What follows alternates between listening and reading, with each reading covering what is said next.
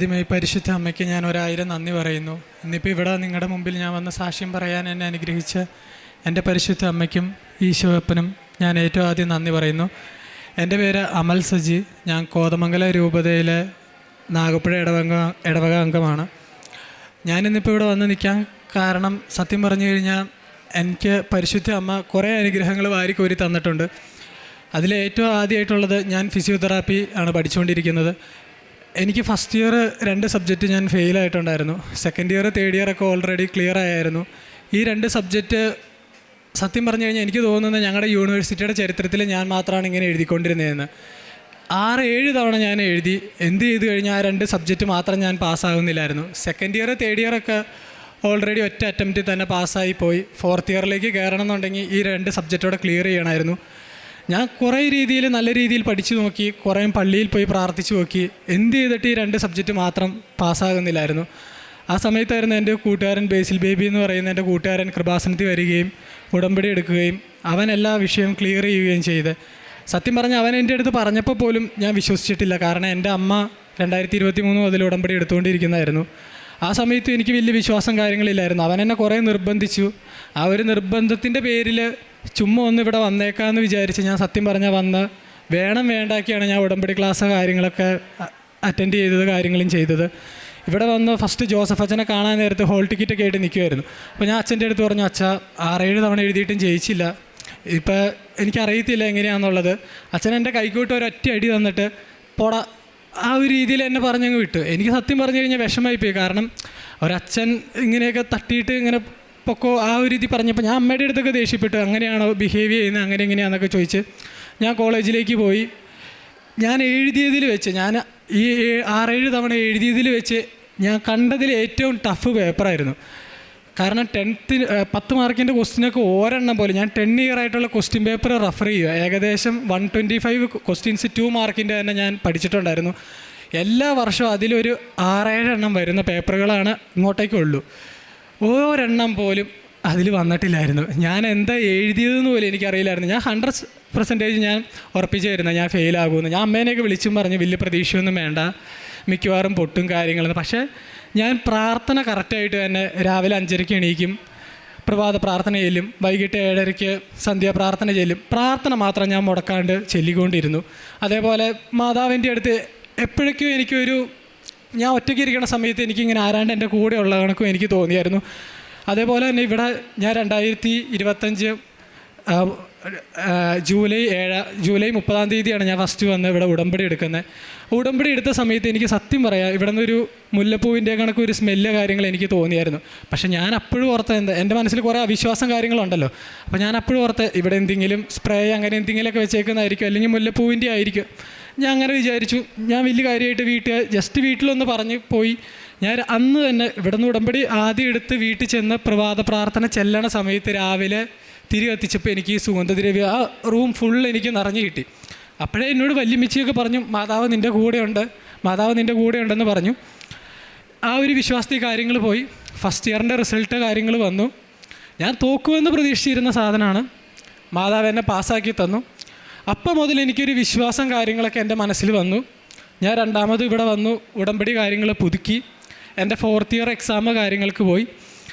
എൻ്റെ കൂടെ പഠിച്ചവന്മാരുണ്ട്, അതായത് first year second year third year distinction കിട്ടിയവന്മാർ, ഫസ്റ്റ് ക്ലാസ് കിട്ടിയവരൊക്കെ ഉണ്ട്. അവർക്ക് 4th ഇയർ ഒരു സബ്ജക്റ്റ് 2 സബ്ജക്റ്റൊക്കെ ചിലവർക്ക് ഫെയിലായിട്ടുണ്ട്, ചിലവർ ഫസ്റ്റ് അറ്റംപ്റ്റ് പാസ്സായി പോയേക്കുന്നവരുണ്ട്. എന്നെ സംബന്ധിച്ച് second year third year clear ആണ്. ഫസ്റ്റ് ഇയർ ഇത്രയോ സപ്ലി എഴുതിയിട്ടുണ്ട്. അതായത് ഈ 2 സബ്ജക്റ്റ് മാത്രം ഏകദേശം 8 തവണ എഴുതിയ വ്യക്തിയാണ്. സാർമാർക്കൊക്കെ ആണെങ്കിലും വലിയ വിലയൊന്നുമില്ല. 4th ഇയർ ചെല്ലുന്നു, റിസർച്ച് കാര്യങ്ങളൊക്കെ ഉണ്ടായിരുന്നു, എല്ലാം കംപ്ലീറ്റ് ചെയ്തു. സത്യം പറയാം, എൻ്റെ ഒരു കഴിവെന്ന് ഞാൻ പറയുന്നില്ല, മാതാവിൻ്റെ ഇത് തന്നെ ഞാൻ വിശ്വസിക്കും. ഞാൻ ആരുടെ അടുത്ത് പറഞ്ഞു കഴിയുമ്പോഴും ഞാൻ ഇത് തന്നെയാണ് പറയുന്നത്, ഞാനല്ല, ഞാൻ സീറോയാണ്. എൻ്റെ മാതാവാണ് എൻ്റെ കൂടെ നിന്ന് കാര്യങ്ങളെല്ലാം ചെയ്തത്. കാരണം എനിക്ക് നല്ല അഹങ്കാരവും ഞാനെന്ന ഭാവം ഉണ്ടായിരുന്ന ഒരു വ്യക്തിയായിരുന്നു. ഞാൻ ട്രേഡിങ് അതുപോലെ തന്നെ കുറേ അഡ്മിഷൻ്റെ വർക്ക് കാര്യങ്ങളൊക്കെ ചെയ്ത് കുറച്ച് പൈസയായി, സ്വന്തമായിട്ട് കുറച്ച് ഏൺ ചെയ്യാൻ തുടങ്ങിയപ്പോൾ ഞാൻ നല്ല രീതിയിൽ അഹങ്കരിച്ച് ഞാനെന്നൊരു ഭാവം ഉണ്ടായിരുന്നൊരു വ്യക്തി. എന്നിൽ നിന്ന് അതൊക്കെ മാതാവ് എടുത്തു കളഞ്ഞ് മൊത്തത്തിൽ എന്നെ മാറ്റിയെടുത്തത് മാതാവാണ്. ഇന്നലെ ഇപ്പോൾ റിസൾട്ട് കാര്യങ്ങൾ 4th ഇയറിൻ്റെ വന്നു. എനിക്ക് സെക്കൻഡ് ക്ലാസ്സോടുകൂടി തന്നെ മാതാവ് ഒറ്റ എഴുതലിന് എന്നെ പാസ്സാക്കി എടുത്തു. എനിക്കറിയാൻ പാടില്ല, ഞാൻ എങ്ങനെയാണ് കയറിയതെന്നുള്ളത് പോലും. പക്ഷേ എൻ്റെ അടുത്ത് അമ്മയും പറഞ്ഞു, അതുപോലെ എൻ്റെ പപ്പയും പറഞ്ഞു, എടാ നീ പേടിക്കണ്ട, നീ ഇത്രയൊക്കെ പ്രാർത്ഥിക്കുന്നതല്ലേ, മാതാവ് നിൻ്റെ കൂടെ ഉണ്ട്. ഞാൻ ആ ഒരു വിശ്വാസത്തിൽ തന്നെ ഇരുന്നു. ഒരു ദിവസം മാതാവ് എനിക്ക് സ്വപ്നത്തിൽ കാണിച്ചു തന്നു. ഫസ്റ്റ് ഞാൻ എല്ലാ ദിവസവും റിസൾട്ട് വരാൻ നേരത്ത് വീട്ടിലിരിക്കില്ല, എനിക്ക് പേടിയാണ്. വൈകിട്ടൊരു 4:30-5 മണിയാകുമ്പോഴത്തേക്കും ഞാൻ കോതമംഗലം അവിടെ എവിടെയെങ്കിലും പള്ളിയിൽ പോയി ഇരിക്കുകയാണ് റിസൾട്ട് നോക്കിക്കൊണ്ട്. ഇത്രയും ദിവസങ്ങളിൽ റിസൾട്ടൊന്നും വന്നില്ല. ഓൾറെഡി അമ്മയൊക്കെ യൂണിവേഴ്സിറ്റിയിലേക്ക് ഇങ്ങനെ മെസ്സേജ് കാര്യങ്ങൾ അയച്ചു. അവർ പറഞ്ഞ 14-ാം തീയതി അല്ലെങ്കിൽ 15-ാം തീയതിക്ക് ശേഷമാണ് ജൂണിൽ റിസൾട്ട് വരുള്ളൂ എന്ന്. ഞാൻ ഒരിക്കലും വീട്ടിലിരിക്കാത്ത വ്യക്തിയാണ്. ഇന്നലെ ഞാൻ കിടന്നുറങ്ങിപ്പോയി സത്യം പറഞ്ഞാൽ.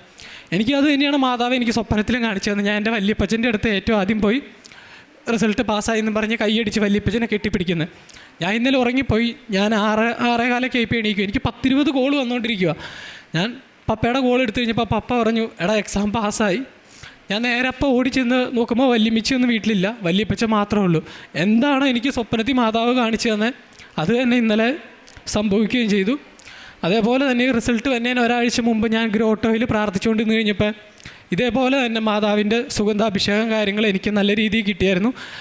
ഞാൻ സത്യത്തിൽ എല്ലാവരോടും പറയുകയാണെങ്കിൽ എനിക്കൊരു വിശ്വാസമൊന്നും ഇല്ലാത്തൊരു വ്യക്തിയായിരുന്നു. ഞാൻ കുറേ കാര്യങ്ങളിൽ ഇങ്ങനെ നിന്നിച്ച് കുറേ സയൻസും അതും ഇതുമൊക്കെ റിലേറ്റ് ചെയ്ത് എൻ്റെ അമ്മേനെയും സിസ്റ്റർ ആൻറ്റിയേനെയും വീട്ടുകാരെയും ഒക്കെ ചോദ്യം ചെയ്ത് അങ്ങനെ നടന്നൊരു വ്യക്തിയായിരുന്നു ഞാൻ. എനിക്കത് പറയുന്നതുകൊണ്ട് നാണമൊന്നുമില്ല. കാരണം നമ്മൾ ഭയങ്കര സക്സസ്സായി ഞാൻ ഭയങ്കര ആളാന്നുള്ളൊരു നിലയിൽ നിൽക്കുമല്ലോ, അതിൽ നിന്ന് നമുക്കൊരു അടി കിട്ടിയിട്ട് നമ്മൾ ആ ഒരു താഴ്ചയിലേക്ക് പോകും. അത് വളരെ നന്നായിട്ട് അനുഭവിച്ചൊരു വ്യക്തിയാണ് ഞാൻ. അതിൽ നിന്ന് കൈ പിടിച്ച് എന്നെ കൊണ്ടുവന്ന് ഇപ്പം ഈ ഒരു നിലയിൽ നിർത്തിയേക്കുന്നത് മാതാവാണ്. മാതാവിന് 1000 നന്ദി കാര്യങ്ങൾ ഞാൻ പറയുന്നു. അതേപോലെ തന്നെ എൻ്റെ അമ്മ ഉടമ്പടി എടുത്തിരുന്ന സമയത്ത് കഴിഞ്ഞ വർഷം ഞാനിങ്ങോട്ട് ഉടമ്പടിയൊക്കെ എടുക്കാൻ പോരുന്നതിന് മുമ്പ് ഞാൻ എക്സാമൊക്കെ ഫെയിലായിട്ട് എന്താ ചെയ്യേണ്ടതെന്ന് അറിയാണ്ട് നിൽക്കുന്ന സമയത്ത് വീടിൻ്റെ അവിടെ നിന്ന് ഏകദേശം ഒരു 20 അടി താഴ്ചയിലേക്ക് ഞാനും കാറും കട മറിഞ്ഞു പോയി. ഞാൻ കാറിൻ്റെ അകത്ത് തന്നെയായിരുന്നു. ഞാൻ ആ സമയത്ത് ഉടമ്പടി എടുത്തിട്ടില്ലായിരുന്നു. എൻ്റെ അമ്മ ഭയങ്കര രീതിയിൽ പ്രാർത്ഥിച്ച് അന്ന് തുടങ്ങിയ എല്ലാ കാര്യങ്ങളും ഞാനിങ്ങനെ നിന്നിച്ച് ഇങ്ങനെയൊക്കെ പറഞ്ഞു കഴിഞ്ഞാൽ അമ്മ കുറേ ദേഷ്യപ്പെടും. ഞാനതൊക്കെ കേട്ട് ആ പോട്ടേന്ന് പറഞ്ഞ് നിൽക്കും. ആ സമയത്തും എനിക്കൊരു പോറൽ പോലും പറ്റിയില്ല. 20 അടി താഴ്ചയിലേക്ക് ഞാനും കാറും കൂടെ വട്ടം മറിഞ്ഞാണ് കിടന്നത്. നേരെ പോയി നിൽക്കുമല്ല, വട്ടം മറിഞ്ഞ് കിടന്നു. എനിക്കൊരു പോറൽ പോലും ഇല്ലാണ്ട് ഞാൻ ഇറങ്ങി വന്നു. കാറ് ടോട്ടൽ ലോസായി. അതിൽ നിന്നും എൻ്റെ അമ്മയുടെ പ്രാർത്ഥനയും കൊണ്ടാട്ടോ. എൻ്റെ മാതാവ് അന്ന് തുടങ്ങി എൻ്റെ വീട്ടിലുണ്ടെന്ന് ഞാൻ വിശ്വസിക്കുന്നു. കാരണം അങ്ങനെയൊക്കെ നിന്ന് ഒന്ന് വീട് കഴിയുമ്പോൾ തന്നെ ആൾക്കാർ നടു തളർന്നു പോകും, തലയടിച്ച് പൊട്ടും, പല കാര്യങ്ങൾ സംഭവിക്കുന്നതാണ്. അത്ര താഴ്ചയിലേക്ക് പോയിട്ട് എന്നെ കാത്തിട്ടുണ്ടെങ്കിൽ അതൊരു ശക്തിയാണെന്ന് ഞാൻ വിശ്വസിക്കുന്നു. അന്ന് തുടങ്ങി എനിക്ക് ചെറിയൊരു വിശ്വാസം കാര്യങ്ങൾ എൻ്റെ മനസ്സിലേക്ക് വന്നായിരുന്നു. അതിനുശേഷം ഇവിടെ വന്ന് ഉടമ്പടി കാര്യങ്ങൾ എടുത്തതോടുകൂടി മാതാവ് എൻ്റെ കൂടെ ഫുൾ ടൈം ഉണ്ടെന്നുള്ളൊരു വിശ്വാസത്തെ കാര്യത്തിലാണ് ഞാൻ നിന്ന് പോകുന്നത്. അതിനൊരു വ്യക്തമായ തെളിവും കൂടിയാണ് മാതാവ് ഇന്നലെ തന്നെ.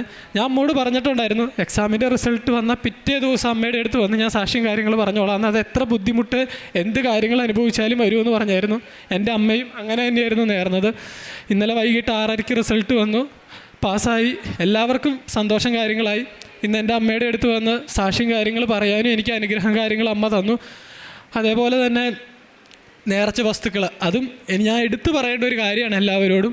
എൻ്റെ കൂട്ടുകാരനായിട്ട് എനിക്ക് ഫസ്റ്റ് അതും പറഞ്ഞു തന്നത്, നമ്മൾ എക്സാമിന് പോണതിൻ്റെ സമയത്ത് മാർക്ക് കാര്യങ്ങൾ ടോട്ടൽ കൂട്ടിയിടുന്ന കോളമുണ്ട്. ഞാൻ തൈലം പയ്യെ കയ്യിൽ തേച്ചുകൊണ്ട് പോകും. ഞങ്ങളുടെ യൂണിവേഴ്സിറ്റിയിൽ ഫുള്ള് ചെക്കിങ് കാര്യങ്ങൾ നടത്തി. നമുക്ക് നോർമൽ ചെരുപ്പ് ഇടാൻ പാടുള്ളൂ, അതേപോലെ ഫുൾ സ്ലീവ് ഷർട്ട് ഇടാൻ പാടില്ല, ബെൽറ്റ് ഇടാൻ പാടില്ല, ഇങ്ങനെ കുറേ റൂൾസ് ആൻഡ് റെഗുലേഷൻസ് ഉണ്ട് എക്സാമിന് ഹാളിൽ കയറുന്ന ടൈമിൽ. അപ്പോൾ കയ്യിൽ ഞാൻ തൈലം തേച്ച് കയറും. അപ്പോൾ ഞാനിങ്ങനെ സെക്യൂരിറ്റിക്കാരുടെ അടുത്ത് പറയും, കൈ ഇങ്ങനെ പൊള്ളിയായിരുന്നു അങ്ങനെ എന്തെങ്കിലും ആണെന്നും പറഞ്ഞ് ആ തൈലം കയ്യിൽ തേച്ചിട്ടാണ് ഞാൻ കയറിക്കൊണ്ടിരുന്നത്. അപ്പം തന്നെ ഹോളിൽ കയറും. ഇപ്പം എക്സാം നമ്മുടെ ആൻസർ ഷീറ്റിൻ്റെ അവിടെ മാർക്ക് കൂട്ടിയിടുന്നതിൻ്റെ അവിടെ 3 തവണ കുരിശ് കാര്യങ്ങൾ ഞാൻ വരയ്ക്കുമായിരുന്നു. അതേപോലെ തന്നെ പരീക്ഷ എഴുതി എല്ലാം കഴിയുമ്പോൾ എല്ലാ പേപ്പറിലും ചെറുതായിട്ട് ഉപ്പെടുത്തിട്ട് ഞാൻ ഉപ്പും ഇങ്ങനെ പ്രാർത്ഥിച്ച് ഞാൻ വിതറി മാതാവിൻ്റെ അടുത്ത് പറഞ്ഞിട്ടാണ് ഞാൻ പോന്നുകൊണ്ടിരുന്നത്. അതും എനിക്ക് സത്യം പറഞ്ഞു കഴിഞ്ഞാൽ അതുകൊണ്ടൊക്കെയാണ് ഞാൻ പാസ്സാവാനും ചെയ്തത്. പിന്നെ എന്നെ ഒരു ടീച്ചർ കളിയാക്കിയിട്ടുണ്ടായിരുന്നു. ഞാനിങ്ങനെ പ്രാർത്ഥിച്ച് നിന്ന ടൈമിൽ ഇവർ ഭയങ്കര വിശ്വാസമാണ്, ഇപ്പം ഭയങ്കര എളിമയാണ്, ഇവൻ്റെ ഹോൾ ടിക്കറ്റിൽ ഞാൻ എക്സാം കഴിഞ്ഞ് കഴിഞ്ഞപ്പോഴും ഞാൻ മാതാവിൻ്റെ അടുത്ത് രാവിലെയും വൈകിട്ടും പ്രാർത്ഥിക്കാൻ നേരത്തെ എൻ്റെ ഹോൾ ടിക്കറ്റ്, എൻ്റെ ഈ പറയുന്ന ക്വസ്റ്റ്യൻ പേപ്പർ എല്ലാം ഞാൻ വെച്ചിട്ട് പ്രാർത്ഥിക്കും. അത് കഴിഞ്ഞ് കഴിയുമ്പോൾ ഈ തൈലും ഞാൻ എല്ലാ പേപ്പറിലും ഞാൻ കുരിശ് വരയ്ക്കുമായിരുന്നു. എല്ലാ ക്വസ്റ്റ്യൻ പേപ്പറിലും ഹോൾ ടിക്കറ്റിലും ഞാൻ കുരിശ് വരച്ച് ഞാൻ പ്രാർത്ഥിക്കുമായിരുന്നു. ആ ടൈമിൽ പ്രാക്ടിക്കലിൻ്റെ സമയത്ത് എക്സാമൊക്കെ കഴിഞ്ഞ് കുറേ ദിവസം കഴിഞ്ഞിട്ടാണ് പ്രാക്ടിക്കൽ കാര്യങ്ങൾ വന്നത്. ആ ടൈമിൽ ഒരു ടീച്ചർ എൻ്റെ അടുത്ത് ഇങ്ങനെ ചോദിച്ചു, നിനക്ക് എന്താ ഇത്ര വിശ്വാസം കാര്യങ്ങൾ? ഞാൻ പറഞ്ഞു, ഞാൻ പ്രാർത്ഥിക്കുന്ന ടൈമിൽ എൻ്റെ കയ്യിൽ നിന്ന് ഓയിൽ ജസ്റ്റ് ഒന്ന് ഫാളായി പോയതാന്ന് പറഞ്ഞു. ടീച്ചർ അപ്പം തന്നെ HOD വിളിച്ച്, ഇവന് ഭയങ്കര വിശ്വാസമാണ്, എന്നെ ഇവൻ ഭയങ്കര എളിമ അങ്ങനെയൊക്കെ പറഞ്ഞ് ഞാൻ ശരിക്കും കരയുകയും ചെയ്തു ആ സമയത്ത്. കാരണം ഓൾറെഡി 1.5 ഇയർ ബാക്കാണ് എൻ്റെ ജൂനിയേഴ്സിൻ്റെ കൂടെ ഞാൻ എക്സാം എഴുതിക്കൊണ്ടിരിക്കണം. ആ ടൈമിലും അവരുടെയൊക്കെ മുമ്പിൽ വെച്ച് ഇങ്ങനെ പറഞ്ഞു കഴിഞ്ഞപ്പോൾ എനിക്ക് നല്ല രീതിയിൽ എനിക്ക് വിഷമമായി. ഞാൻ അമ്മേനെ വിളിച്ച് അന്ന് ഫുള്ള് കരയുകയും ചെയ്തേ. അപ്പം അമ്മ പറഞ്ഞു, എടാ നീ പേടിക്കണ്ട, നീ പാസ്സായിക്കോളും, നീ സാക്ഷ്യം പറയണ സമയത്ത് അതോടെ നീ എല്ലാവരുടെയും മുമ്പിൽ ഏറ്റു പറഞ്ഞാൽ മതി എന്ന് പറഞ്ഞു. അതെനിക്കിപ്പോൾ ഇവിടെ പറയാൻ പറ്റി. ഞാനിപ്പോഴും എല്ലാവരോടും പറയുകയാണ്, എൻ്റെ ഒരു കഴിവായിട്ട് ഞാനിത് എടുക്കുന്നില്ല. എൻ്റെ മാതാവ് എൻ്റെ കൂടെ വന്നു, എൻ്റെ കൈ പിടിച്ച് നിർത്തി. എനിക്ക് പരീക്ഷയിൽ പല ക്വസ്റ്റ്യൻസും അറിയാത്ത സമയത്ത് ഞാൻ മാതാവിൻ്റെ ലോക്കറ്റയിൽ ഞാൻ പിടിച്ച് ഞാൻ പ്രാർത്ഥിക്കും. മാതാവ് എനിക്ക് അതേപോലെ തന്നെ, എനിക്കറിയത്തില്ല ഞാൻ എന്താ എഴുതിയെന്ന് പോലും സത്യത്തിൽ. ഞാൻ അമ്മോട് പറഞ്ഞിട്ടുണ്ട്, ഞാൻ എക്സാം കഴിഞ്ഞ് അമ്മേനെ വിളിക്കുമ്പോൾ പറയും, അമ്മേ ഇന്ന ക്വസ്റ്റ്യൻ, അമ്മ നേഴ്സാട്ടോ, അപ്പോൾ അമ്മയ്ക്ക് അത്യാവശ്യം കാര്യങ്ങൾ അറിയായിരുന്നു. ഞാൻ അമ്മയുടെ അടുത്ത് പറയും, അമ്മേ ഇതെങ്ങനെയാണെന്ന് എനിക്ക് അറിയാൻ പാടില്ല, ഞാൻ എങ്ങനെ എഴുതിയെന്ന് എനിക്ക് വലിയ ഉറപ്പൊന്നുമില്ല, എന്താണെന്ന് എനിക്കറിയില്ല. അപ്പോൾ എനിക്ക് എന്തൊക്കെയോ മാതാവ് ഇങ്ങനെ ഞാൻ അമ്മോട് ഇങ്ങനെ പറഞ്ഞു, എന്തോ ഒരു ശക്തി എൻ്റെ കൂടെ വന്ന് നിന്ന് എഴുതും കണക്കാണ് എനിക്ക് തോന്നിയത്, അല്ലാണ്ട് ഞാനായിട്ട് എഴുതിയതല്ല. എനിക്കറിയാൻ പാടില്ല, എൻ്റെ ഹാൻഡ് റൈറ്റിങ് ഭയങ്കര ചെറുതാണ്. അമ്മ എപ്പോഴും അതും പറഞ്ഞ് വഴക്ക് പറയും, കുഞ്ഞ് പിരിപിരാന്ന് പറഞ്ഞ് എഴുതുന്നതെന്നും പറഞ്ഞ്.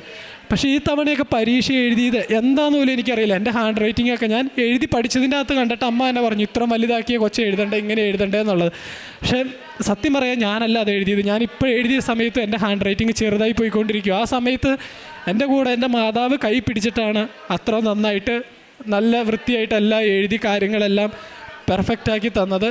എൻ്റെ മാതാവിനോട് 1000 നന്ദി കാര്യങ്ങൾ ഞാൻ പറയുന്നു. ഞാൻ അമ്മയ്ക്ക് കൊടുത്തൊരു വാക്ക് കാര്യങ്ങളുണ്ട്, ഒരിക്കലും ഈ എക്സാം പാസ്സായി അല്ലെങ്കിൽ ഈ കാര്യങ്ങൾ കഴിഞ്ഞു എന്നും പറഞ്ഞ് ഞാൻ മാതാവിനെ വിടില്ല. എൻ്റെ ജീവിതകാലം മൊത്തം ഞാൻ ഈ ഉടമ്പടി കാര്യങ്ങൾ പുതുക്കും. എനിക്ക് പറ്റുന്നിടത്തോളം കാലം വരെ എല്ലാ സമയവും മാതാവിനോട് പ്രാർത്ഥിച്ച കാര്യങ്ങൾ ഞാൻ കൂടെ ഉണ്ടാവും. ഇതെൻ്റെ ഒരു ആവശ്യത്തിനായിട്ട് വന്ന് നേർന്ന് അത് കിട്ടി ഇപ്പം നിർത്തി പോവുക അങ്ങനെ ഒരിക്കലും ഞാൻ ഉദ്ദേശിച്ചിട്ടുമില്ല, ഞാൻ ചെയ്യുമില്ല. എൻ്റെ ജീവിതകാലം മൊത്തം മാതാവിൻ്റെ കൂടെ തന്നെ ഇരിക്കാനാണ് ഞാൻ ആഗ്രഹിക്കുന്നത്. പിന്നെ ഞാൻ ഈ പറയും കണക്ക് പ്രേക്ഷിത വേല കാര്യങ്ങൾ ചെയ്തത്, ഇവിടെ നിന്ന് ഇറങ്ങുന്ന സമയത്ത് കുറച്ച് പേർക്ക് ഞാൻ ഈ പറയുന്ന പൈസ കാര്യങ്ങൾ കൊടുത്തിട്ടുണ്ട്. പിന്നെ ഞങ്ങളുടെ അവിടെ കോതമംഗലം ബസ് സ്റ്റാൻഡ് കാര്യങ്ങൾ അവിടെയാണെങ്കിലും പാവപ്പെട്ടവർ ഇരിക്കുന്ന കാണുമ്പോൾ പൈസ കാര്യങ്ങൾ കൊടുത്തിട്ടുണ്ട്. എൻ്റെ കോളേജിൻ്റെ അവിടെ ഒരു പാവപ്പെട്ട ഫാമിലി കാര്യങ്ങളുണ്ടായിരുന്നു, അവർക്ക് ഫുഡ് കാര്യങ്ങൾ മേടിച്ച് കൊടുക്കാൻ പറ്റിയിട്ടുണ്ട് മാതാവിൻ്റെ സഹായത്തോടു കൂടി. അതുകൂടാണ്ട് എനിക്ക് വേറൊരു ചെറിയൊരു സാക്ഷ്യം കൂടെ ഉണ്ട്. ഇവിടെ നിന്ന് പത്രം കിട്ടിയ സമയത്ത് എനിക്ക് സത്യം പറഞ്ഞാൽ എനിക്കറിയില്ലായിരുന്നു ഇതിങ്ങനെ കൊടുത്തു കഴിഞ്ഞാൽ ആൾക്കാർ മേടിക്കും അല്ലെങ്കിൽ നമ്മളെ കളിയാക്കും. എനിക്ക് അങ്ങനെ കുറേ ഇതുള്ള ഒരു വ്യക്തിയായിരുന്നു ഞാൻ. നമുക്കൊരു സ്റ്റാൻഡേർഡ് ഉണ്ട്, അങ്ങനെയൊക്കെ കുറേ വിശ്വസിച്ച് ഭയങ്കര ഒരു ഇതിൽ നടന്ന വ്യക്തിയായിരുന്നു ഞാൻ. അമ്മയുടെ അടുത്തും പറഞ്ഞു, പത്രം കൊണ്ടൊക്കെ ചെന്ന് കഴിഞ്ഞാൽ ആരെങ്കിലും മേടിക്കുമോ, എന്നെ കളിയാക്കില്ല ഇല്ലെങ്കിൽ അങ്ങനെയാണ്. സത്യം പറയാം, ഞാൻ ആദ്യം ഉടമ്പടി എടുത്ത പത്രമായിട്ട് ഞാൻ ധർമ്മേരിയിലേക്ക് ചെന്നു. 5 മിനിറ്റ് പോലും എടുത്തില്ല. എൻ്റെ അടുത്തേക്ക് ഇങ്ങോട്ടേക്ക് ആൾക്കാർ, അതെന്താണെന്ന് എനിക്കറിയത്തില്ല, എൻ്റെ അടുത്തേക്ക് ഇങ്ങോട്ടേക്ക് ആൾക്കാർ വന്ന് അവിടെ പഠിക്കുന്ന പിള്ളേരായിക്കോട്ടെ അല്ലെങ്കിൽ ഈ പറയുന്നവർക്ക് പേഷ്യൻസ് ആയിക്കോട്ടെ, കുറേ പേര് ഇങ്ങോട്ടേക്ക് വന്ന് 5 മിനിറ്റ് എനിക്ക് എടുത്തില്ല. പത്രം കൊടുത്തിട്ട് ഞാൻ പുറത്തിറങ്ങി. ഞാൻ അപ്പം തന്നെ അമ്മേനെ വിളിക്കും, അമ്മ പത്രം കൊടുത്തു തീർത്തു. അമ്മ പറഞ്ഞു, സത്യം പറയടാ കൊടുത്തു തീർത്തു. ഞാൻ പറഞ്ഞു, അമ്മ കൊടുത്തു തീർത്തു. ഞാൻ ഇവിടെ പുറത്തിറങ്ങി.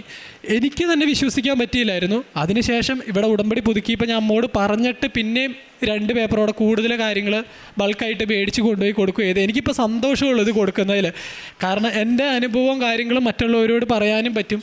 അതുകൂടാണ്ട് അവർക്കാണെങ്കിലും എനിക്ക് കിട്ടിയ അനുഭവം മാത്രമല്ല അതിലുള്ളതാണെങ്കിലും പറഞ്ഞു കൊടുത്ത് അവർക്കത് എന്നെ പറഞ്ഞ് മനസ്സിലാക്കി കൊടുക്കാനും കാര്യങ്ങൾക്കും എനിക്കിപ്പോൾ സാധിക്കുന്നുണ്ട്. ഇതെല്ലാം എൻ്റെ മാതാവിൻ്റെ അനുഗ്രഹം കാര്യങ്ങളും കൊണ്ടാണ്. മാതാവിന് 1000 നന്ദി ഇത് ഞാൻ പറയുന്നു. ഇത്രയേറെ അനുഗ്രഹങ്ങൾ നൽകിയ പരിശുദ്ധ അമ്മയ്ക്കും ഈശോപ്പയ്ക്കും 1000 നന്ദി പറയുന്നു. യേശയ്യാ പ്രവാചകൻ്റെ പുസ്തകം 33-ാം അധ്യായം 6-ാം വാക്യം.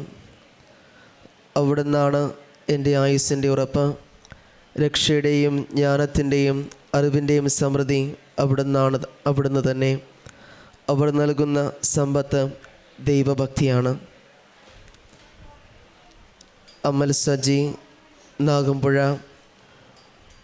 തൻ്റെ അനുഭവ സാക്ഷി നമുക്ക് മുമ്പിൽ വ്യക്തമാക്കുകയായിരുന്നു. പ്രത്യക്ഷീകരണ മാതാവിലൂടെ തൻ്റെ ജീവിതത്തിൽ അനുഭവപ്പെട്ട ദൈവിക അനുഭവം. എവിടെയെല്ലാം ഞാനെന്ന ഭാവത്തെ കൊണ്ടു നടന്നുവോ അവിടെയെല്ലാം അമ്മയുടെ ഇടപെടലിലൂടെ മനുഷ്യരിലൂടെയും തൻ്റെ പ്രവൃത്തികളിലൂടെയും അമ്മ ഈ മകന് ബോധ്യപ്പെടുത്തി കൊടുക്കുകയായിരുന്നു. അഭിഷേകത്തിലൂടെയും എപ്രകാരം മാതാവിനോട് ചേർന്ന് നിൽക്കണമെന്നും എപ്രകാരം മാതാവിൻ്റെ പ്രത്യക്ഷീകരണ മാതാവിൻ്റെ സംരക്ഷണം ഈ മകനോടൊപ്പം ഉണ്ടായിരുന്നുവെന്ന് ഈ മകൻ്റെ വാക്കിൽ തന്നെ വളരെയേറെ വ്യക്തമാണ്. എവിടെയെല്ലാം അവൻ വിശ്വാസത്തെ ചോദ്യം ചെയ്തിട്ടുണ്ടോ അവിടെയെല്ലാം പരിശുദ്ധ അമ്മ അളവിൽ കൂടുതൽ അവനെ വിശ്വാസത്തിലേക്ക്, ദൈവഭക്തിയിലേക്ക് വളർത്തുകയായിരുന്നു. അതുതന്നെയായിരുന്നു അവൻ്റെ അനുഭവ സാക്ഷി നമുക്കിവിടെ ഹൃദയസ്പർശിയായിട്ട് മാറുകയും ചെയ്തത്. അമ്മയോട് ചേർന്ന് കൊണ്ടുള്ള ഈ യാത്രയിൽ അവൻ്റെ വിജയം നൽകിയതും, പരീക്ഷകളിലേക്ക് ഉന്നത വിജയം നൽകിയതും, അതുപോലെ എവിടെയെല്ലാം അവന് കൃപാസന പത്രത്തിൻ്റെ സജീവമായിട്ട് ആത്മീയ കാര്യങ്ങളൊക്കെ ചെയ്യുമ്പോൾ എവിടെയെല്ലാം ഒരു ഇടർച്ചയ്ക്ക് കാരണമാകുന്ന ചിന്തകൾ വന്നിട്ടുണ്ടോ അതെല്ലാം മാറ്റി നിർത്തിക്കൊണ്ട് പരിശുദ്ധ അമ്മയ്ക്ക് വേണ്ടിയിട്ടാണ് താൻ ചെയ്യുന്നുള്ളൊരു ബോധ്യത്തിലേക്കൊക്കെ ഈ മകനെ വളർത്താൻ സാധിച്ചത്. അവൻ്റെ ജീവിതത്തോട് വെച്ച് പുലർത്തിയ വിശ്വസ്തതയും പരിശുദ്ധ അമ്മയോട് വെച്ച് പുലർത്തിയ സ്നേഹവും തന്നെയാണ് ഈ മകനെ വിശ്വാസത്തേക്ക് വളർത്തുവാനും പരിശുദ്ധ അമ്മ ഇടപെടൽ ഈ മകൻ്റെ ജീവിതത്തിൽ നിരവധിയായിട്ട് കൂടെ ഉണ്ട് തന്നെ. അതുതന്നെയാണ് ഇവനെ വ്യത്യസ്തനാക്കിക്കൊണ്ട് പരിശുദ്ധ അമ്മയുടെ സാക്ഷിയായിട്ട് അനേകം കാര്യങ്ങൾ ഇവനെ മാറ്റിയെടുക്കുകയൊക്കെ ചെയ്തത്.